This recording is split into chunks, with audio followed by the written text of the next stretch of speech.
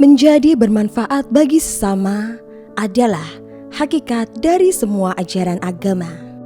Manusia sebagai makhluk sosial memiliki keterikatan hubungan manusia dan Tuhan, juga manusia dan manusia. Kita lihat bahwa makna dari Piagam Madinah itu sangat universal. Kita bahkan bisa melihat relevansi dari semangat Piagam Madinah itu di dalam realitas kita hari ini. Kita hidup di dalam masyarakat yang heterogen, dan kita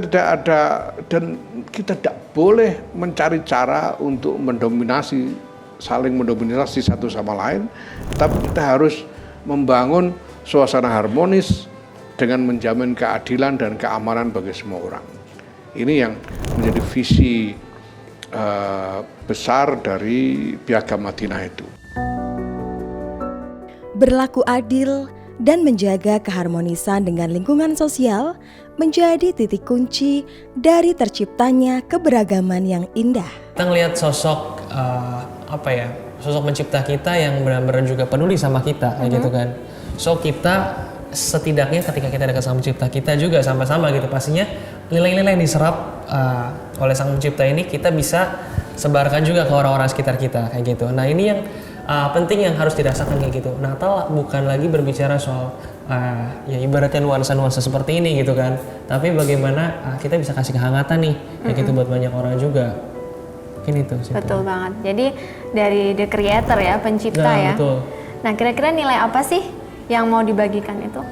Kalau misalkan banyak sih kayak gitu, tapi satu hal simple yang berarti banyak mungkin kasih ya kayak gitu. Kasih, karena right. Ya kasih ini sabar, lemah lembut, dan something else yang banyak banget. Dari situ kita bisa ibaratnya ketika ibaratnya kita mengasihi seseorang gitu kan, even the enemy kita gitu, musuh kita juga, kita bisa melakukan hal yang luar biasa yang membuat ya mungkin musuh kita juga akhirnya luluh kayak gitu kan. Jadi ya di masa-masa kayak gini, momen-momen kayak gini ya, ini yang membuat jadi lebih indah kayak gitu loh.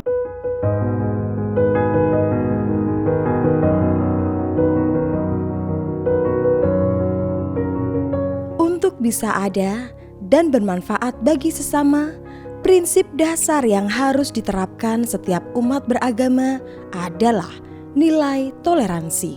Kalau kita bicara toleransi, bangsa Indonesia ini bangsa yang sangat besar, yang sangat menghargai toleransi yang begitu luar biasa.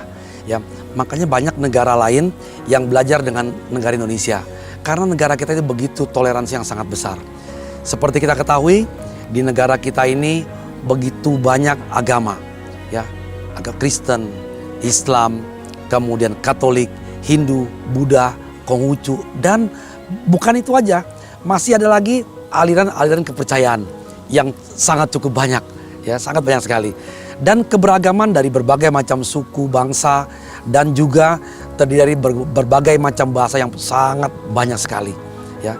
Jadi udah tidak dilakukan lagi. Bangsa Indonesia ini memang dari dulu begitu kaya dengan toleransi. Dari pandangan Buddhis sendiri, Raja Asoka itu sangat sangat bertoleransi sekali. Beliau mengatakan di dalam satu pilar yang sangat terkenal, beliau mengatakan barang siapa yang menghina agama orang lain berarti menggali kubur untuk agamanya sendiri. Nah ini udah salah satu bukti dari dulu, ya, bahwasanya Buddhis begitu menghargai toleransi. Nah inilah salah satu bukti. Maka dari dulu sampai sekarang, ya, tidak ada kita menghina agama orang lain, karena sudah dikatakan barang siapa menghina agama orang lain menggali kubur untuk agamanya sendiri.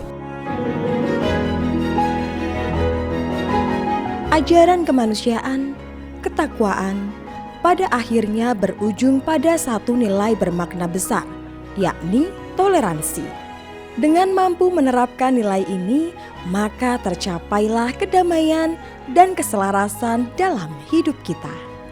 Toleransi ini menjadi inti dari agama Islam itu sendiri. Agama Islam. Karena itu sejak awal Nabi memberikan satu penekanan pada ad-din as-samah ini. Agama yang bersikap lapang, bersikap toleran, bersikap memberikan kebebasan kepada setiap warga negara untuk memeluk agama dan keyakinannya. Karena itu prinsip yang dianut dalam Islam adalah there is no coercion in religion, in belief. Tidak ada paksaan dalam beragama. La ikraha fiddin. Tidak ada paksaan apapun dalam beragama.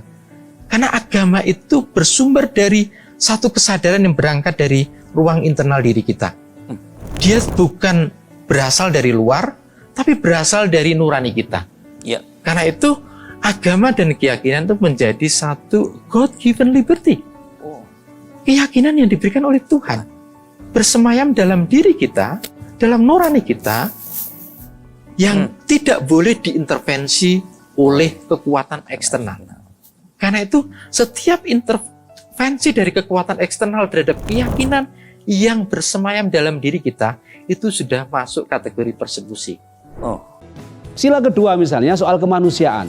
Itu juga Al-Quran menegaskan bahwa manusia ini makhluk terbaik yang diciptakan oleh Allah Subhanahu wa Ta'ala. Sampai Allah Subhanahu wa Ta'ala berfirman, walaqad karramna bani Adam. Sungguh telah aku muliakan anak Adam. Anak Adam itu siapa ya? Manusia. Maka ini menjadi inspirasi untuk Pancasila di sila kedua, kemanusiaan yang adil dan beradab.